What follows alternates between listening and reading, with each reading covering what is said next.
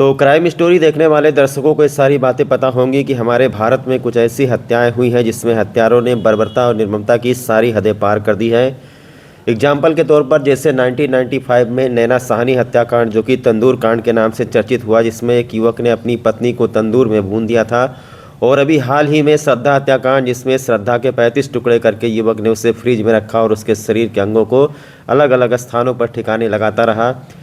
भारत में हुई ऐसी हत्याएं हैं जिसे सुनकर किसी का भी दिल दहल जाए, लेकिन अब मैं जिस हत्याकांड की बात करने जा रहा हूं वो इन दोनों हत्यारों को पीछे छोड़ देगा। और हत्या करके लाश को ठिकाने लगाने का जो तरीका हत्यारे ने अपनाया है वो शायद इससे पहले कभी किसी ने किया नहीं होगा। तो स्वागत है सभी दर्शकों का ग्रेट श्रावस्ती चैनल पर। चैनल को सब्सक्राइब कर लीजिए ताकि आपको पूरे उत्तर प्रदेश की खबरें हमारे चैनल से मिलती रहें। ये जो खबर मैं आपको बताने जा रहा हूँ, ये खबर ज़्यादा दूर की नहीं बल्कि हमारे ही देवीपाटन मंडल के जनपद बहराइच के रिसिया थाने का है, जो अभी हाल ही में 9 दिसंबर को यह घटना घटित हुई है। बहराइच के रिसिया थाने में इसी 9 दिसंबर 2024 को एक 15 वर्षीय युवक के लापता होने की गुमशुदगी दर्ज कराई गई, जिसका नाम विक्रम था। चूँकि लड़का नाबालिग था, इसीलिए 137(2) में मामला दर्ज हुआ और पुलिस तलाश करती रही। तहकीकात के दौरान पता चला कि विक्रम एक ट्रैक्टर पर ड्राइवर का काम करता था। ट्रैक्टर का मालिक और उसका एक सहयोगी विक्रम के साथ रात को खेत की जुताई कर रहे थे। इसी दौरान विक्रम ट्रैक्टर से गिर गया और हार्वेस्टर में फंसकर घायल हो गया। उसे अस्पताल पहुंचाने के बजाय ट्रैक्टर मालिक और उसके एक सहयोगी ने उसे पूरी तरीके से मार डालने की योजना बनाई और उस घायल विक्रम को उठा करके फिर से ट्रैक्टर के आगे रखा और उसके ऊपर सैकड़ों बार ट्रैक्टर चला करके उसे उसी खेत के साथ में जोत दिया, जिससे उसके टुकड़े टुकड़े हो गए और उसको पूरी तरीके से चटनी की तरह से पीस दिया। ऐसा करके शरीर के अंगों को खेत की मिट्टी धूल में मिला दिया। इसके बावजूद भी जब शरीर के पूरे अंगों को ठिकाने नहीं लगा पाए तो 3 किलोमीटर आगे ले जा करके दूसरे खेत में शरीर के बाकी बचे अंगों को ट्रैक्टर चलाया। इस तरह से इस भयानक हत्याकांड को मिल करके 2 लोगों ने अंजाम दिया। इसके बावजूद भी सारे अंग को जब डिस्पोज नहीं कर पाए, जब उसको ठिकाने नहीं लगा पाए, तो कुछ अंगों को, कुछ कपड़ों को तालाब वगैरह में फेंका। इस तरीके से बहराइच जनपद के रिसिया में इस जघन हत्याकांड को ट्रैक्टर के मालिक और उसके एक सहयोगी ने मिलकर के अंजाम दिया। जनपद बहराइच के रिसिया में ट्रैक्टर मालिक के द्वारा अपने ड्राइवर को कुचल कर किए गए हत्या के मामले में पुलिस ने ट्रैक्टर मालिक एवं उसके एक सहयोगी को गिरफ्तार किया है। बहराइच की पुलिस अधीक्षक बिंदा शुक्ला ने बताया कि 9 दिसंबर को रिसिया इलाके के गायत्रीपुरम निवासी विक्रम नाम के लड़के के पिता ने उसके लापता होने की तहरीर दी थी और कार्रवाई की मांग की थी। रिसिया पुलिस के द्वारा गहनता से जांच में पाया गया कि जिस ट्रैक्टर पर वो बतौर ड्राइवर काम करता था, उसी मालिक के द्वारा अपने सहयोगी के मदद से विक्रम की जघन्य हत्या की गई है।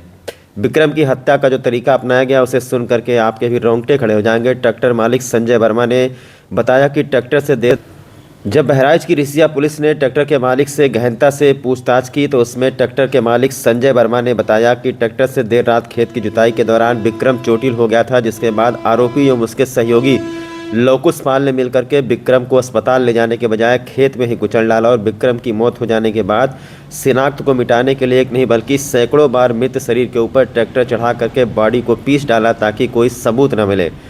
पुलिस के द्वारा की जा रही जांच में जब दोनों आरोपियों से कड़ाई से पूछताछ की गई तो दोनों ने हत्या की बात को स्वीकारते हुए खुद के द्वारा की गई जघन्य हत्या की पूरी बात बताई। दोनों की निशानदेही पर मृतक के शरीर की 17 हड्डियां और जूते खेत से बरामद किए गए। एसपी वृंदा शुक्ला ने बताया कि दोनों आरोपियों को गिरफ्तार करके जेल भेजा जा रहा है। इन दोनों को न्यायालय से कड़ी सजा दिलवाने के हर संभव प्रयास किए जाएंगे। अब बताइए कि ऐसे हत्यारे के साथ आखिरकार क्या होना चाहिए और इनको किस तरीके की सज़ा मिलनी चाहिए। एक 15 साल का लड़का जो कि लापता हो जाता है, उसके परिवार के लोग यहाँ वहाँ उसे तलाश करते हैं, यहाँ तक कि हमारे ग्रेट श्रावस्ती चैनल को भी उसका फ़ोटो भेजा गया था तलाश करवाने के लिए। लेकिन कौन जानता था कि ट्रैक्टर का मालिक ही मिल करके इस जघन्य हत्याकांड को अंजाम देगा और उसके शरीर का, उसकी बॉडी को, उसकी लाश को ठिकाने के लिए इस तरीके के कारनामे को अंजाम देंगे कि ट्रैक्टर से ही उसे पीस करके चटनी बना दिया और जब तक कि उसके सारे शरीर मिट्टी धूल में मिल नहीं गए तब तक उसके ऊपर ट्रैक्टर चलाते रहे। इसके बावजूद भी उसके शरीर के अंगों को नहीं मिटा पाए तो कहीं ले जा कर के जूता फेंका तालाब में, कहीं ले जा कर के क्या फेंका। बहरहाल अभी जो हत्यारे हैं उनको बहराइच की पुलिस ने गिरफ्तार कर लिया है और जेल भेज दिया है। थाना रिसिया में 9 दिसंबर 2024 को मृतक के पिता द्वारा अपने बेटे के लापता हो जाने के संबंध में शिकायत दी थी कि वो 6 तारीख से मिल नहीं रहा है और आखिरी बार अपने मालिक संजय वर्मा के यहाँ, जो कि लोगों के खेत जोतने का ठेका लेता था, काम पर गया था और वहां से नहीं लौटा।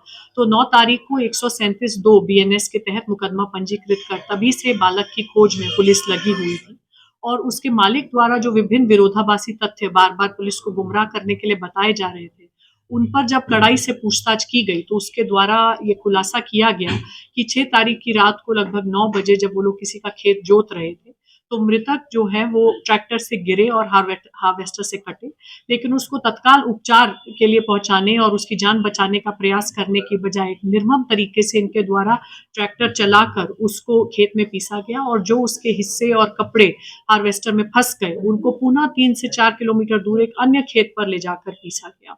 इस खुलासे के बाद कल पूरा दिन पुलिस की विभिन्न इकाइयों, खासकर फील्ड यूनिट द्वारा जगह जगह डिगिंग की कार्रवाई की गई, तालाब में खोज की गई, जिसके उपरांत हमारे द्वारा मृतक के पहने हुए कपड़ों के टुकड़े, उसके जूते जो कि एक तालाब में फेंके गए थे और उसके शरीर के विभिन्न भागों की 17 हड्डियां रिकवर की गई हैं, जो फोरेंसिक डीएनए मैच के लिए भेजी जा रही हैं। दोनों ही अभियुक्त, मुख्य उसका जो मालिक था संजय वर्मा तथा एक अन्य व्यक्ति जिसको भी उसने नौकरी पे रखा हुआ था लवकुश पाल, जिसने इस घटना में उसका पूरा सहयोग किया, दोनों को पुलिस द्वारा गिरफ्तार कर लिया गया है। सभी विधिक कार्रवाई प्रचलित है। हमारा प्रयास रहेगा कि जल्द से जल्द इसमें हम विवेचना समाप्त करें और इस निर्मम घटना में फास्ट ट्रैक ट्रायल के माध्यम से अभियुक्तों को सजा कराने का प्रयास करें। तो ग्रेट श्रावस्ती चैनल पर मैं रिपोर्टर नफीस सिद्दीकी सभी दर्शकों का बहुत बहुत स्वागत करता हूं। और दोस्तों, आइए आपको लेकर चलते हैं श्रावस्ती जनपद के कोना में, जहां पर एक बहुत ही बेहतरीन लाइब्रेरी की ओपनिंग हुई है, जिसका नाम है अचीवर्स स्मार्ट लाइब्रेरी, जो कि कोना बाईपास भारतीय मैरिज हॉल के बगल में खुला है। जैसा कि आप सभी लोग जानते हैं कि आज छात्रों को लाइब्रेरी की सख्त ज़रूरत है, क्योंकि आजकल के भागदौड़ की ज़िंदगी में लोग घर पर बैठकर ठीक से पढ़ नहीं पाते हैं। कुछ छात्र हैं जिन्हें पढ़ाई करते वक्त नींद आने लगती है, कुछ छात्र हैं जो थोड़ा सा पढ़ेंगे उसके बाद पढ़ाई में उनका मन नहीं लगता है। कहीं किसी के मोबाइल पर व्हाट्सअप मैसेज आ गया, कहीं किसी के मोबाइल पर फ़ोन आ गया और छात्र मोबाइल में ही बिजी हो जाते हैं। बहुत सारे छात्र हैं जिनको पढ़ते पढ़ते आलस आने लगता है, तो छात्रों को सही माहौल नहीं मिल पाता है पढ़ाई के लिए। तो इन सब समस्याओं से निजात दिलाने के लिए अब आपके पास एक स्मार्ट लाइब्रेरी, इकोना का ये अचीवर्स लाइब्रेरी आधुनिक सुविधाओं से लैस है। यहाँ की सुविधाओं के बारे में आपको बता दें कि पढ़ने के लिए शानदार और शांतिपूर्ण माहौल आपको यहाँ पर मिलेगा। यहाँ पर आपको हाई स्पीड वाईफाई की सुविधा मिलेगी, गर्मियों में एयर कंडीशन और सर्दियों में हीटर की व्यवस्था है। यहाँ पर बने हैं पर्सनल लॉकर, जिसमें आप लोग स्टडी का मटेरियल, लैपटॉप वगैरह सुरक्षित रख सकते हैं। बैठने के लिए आरामदायक सीट है, individual cabin light, mobile laptop charging point है। लाइब्रेरी सीसीटीवी युक्त है, लंच के लिए उपयुक्त जगह है, लड़कियों के बैठने की अलग से व्यवस्था और साफ़ सुथरा हाइजीनिक बाथरूम और वाशरूम की व्यवस्था है। सुरक्षित माहौल है यहाँ पर। यहाँ पर आपको daily newspaper, magazine, current affairs और नोट्स की सुविधा भी मिलेगी। पीने के लिए ठंडा और गर्म आरओ वाटर है। 24 घंटे पावर बैकअप की सुविधा, पार्किंग की उचित व्यवस्था, प्रतियोगी परीक्षाओं और अन्य परीक्षाओं के लिए एक्सपर्ट गाइडेंस, इसके अलावा बहुत कुछ आपको इस लाइब्रेरी में मिलेगा। तो अचीवर्स लाइब्रेरी मैनेजमेंट आपका हार्दिक स्वागत करता है। आइए एक बार आप लोग सेवा का मौका दीजिए। एक बार फिर से आपको पता और लोकेशन बता दें। इकोना का जो बाईपास है, नेशनल हाईवे 730, वहाँ पर भारतीय मैरिज हॉल है। भारतीय मैरिज हॉल के बगल में ऊपर कॉम्प्लेक्स पर इस लाइब्रेरी की ओपनिंग हुई है। सबसे पहले चैनल के सभी दर्शकों को नमस्कार। और ये हमारी लाइब्रेरी जो है अचीवर स्मार्ट लाइब्रेरी, ये हमारा इकोना बाईपास पे भारतीय मैरिज हॉल के जस्ट बगल है और आप यहाँ आके पढ़ाई कर सकते हैं। आपको यहाँ पर उचित वातावरण मिलता है पढ़ाई का। यहाँ जैसे कि आप देख ही रहे हैं, बच्चे पढ़ रहे हैं, आपको पर्सनल लॉकर की सुविधा मिल जाती है इसमें। चार्जिंग पॉइंट और सारी लाइट वगैरह आपको सेपरेट और अलग सीट पे व्यवस्था है, आप बैठ के पढ़ते हैं। यहाँ पे आपको न्यूज़पेपर, मैगजीन्स भी मिल जाते हैं, थोड़ी बहुत बुक भी देते हैं। बाकी बच्चे कई सारे स्ट्रीम के हैं, तो हर बच्चों के लिए सारी चीज़ें नहीं हो पाती है, लेकिन ये कुछ बच्चों के लिए जो है अपना ये पढ़ते हैं और खुद अपना लेके आते हैं यहाँ पे, देख लीजिए। और सबसे पहली बात, इस लाइब्रेरी में शांति बहुत ज़्यादा है, जो कि पढ़ने के लिए बहुत अच्छा एनवायरनमेंट क्रिएट करती है। यहाँ पर आप लैपटॉप से पढ़ सकते हैं, खुद की बुक से पढ़ सकते हैं। यहाँ पर भी बुक्स और मैगजीन्स अवेलेबल हैं। आपको प्यास लगती है, आप आरओ से पानी पी सकते हैं। एसी फैसिलिटीज़ अच्छी है। कुल मिला के एक बेस्ट लाइब्रेरी, आप भी आकर ज्वाइन कर सकते हैं, पढ़ सकते हैं यहाँ पर। यहाँ पे बहुत अच्छा फील होता है। मुझे तो लगता है कि इस पूरे एरिया में one of the best library यही है। और बाकी यहाँ पे फैसिलिटी बहुत अच्छा है, एसी वगैरह मिल जाता है, चार्जिंग पॉइंट वगैरह एंड वाईफाई भी। यहाँ पे आने पे हम लोगों को बहुत ज़्यादा ही मतलब एक पॉजिटिव वाइब आती है और ये बहुत अच्छा ही लाइब्रेरी है। आप सभी यहाँ पे आइए और मैं कई दिन से यहाँ पे आ रही हूँ और मेरा एक्सपीरियंस बहुत अच्छा है यहाँ। मेरा नाम गीता शुक्ला है। मैं लाइब्रेरी का मैनेजमेंट देखती हूँ। और सब फर्स्ट ऑल चैनल के सभी दर्शकों को बहुत बहुत धन्यवाद। और हमारा ये जो लाइब्रेरी है अचीवर स्मार्ट लाइब्रेरी, ये इकोना बाईपास पे भारतीय महिला लॉन के जस्ट बगल में है। और हमारे यहाँ जो बच्चे हैं, हमारी जो ये अचीवर स्मार्ट लाइब्रेरी की 3 ब्रांचेस हैं, ऑलरेडी बलरामपुर में रन कर रही हैं, मतलब चल रही हैं। और यहाँ से बच्चे इकोना से हमारे बलरामपुर वाली ब्रांच पे जाते थे, तो उनको काफ़ी दिक्कतों का सामना करना पड़ता था। वो यहाँ से इतनी दूरी करके जाते थे, काफ़ी फैमिली वाले बच्चों को भेजते नहीं है बाहर। सो हमने सोचा कि अगर यहाँ के बच्चों के लिए यहीं पे ये सुविधा दी जाए तो ज़्यादा बेटर रहेगा, खासकर बच्चियों के लिए, लड़कियों के लिए। उनके फैमिली वाले लगभग उनको नहीं भेजते हैं कहीं बाहर, तो उनको सारी फैसिलिटी यहाँ मिलेगी, तो वो अच्छे से मतलब अपने आप को इम्प्रूव कर पाएंगे पढ़ाई लिखाई में।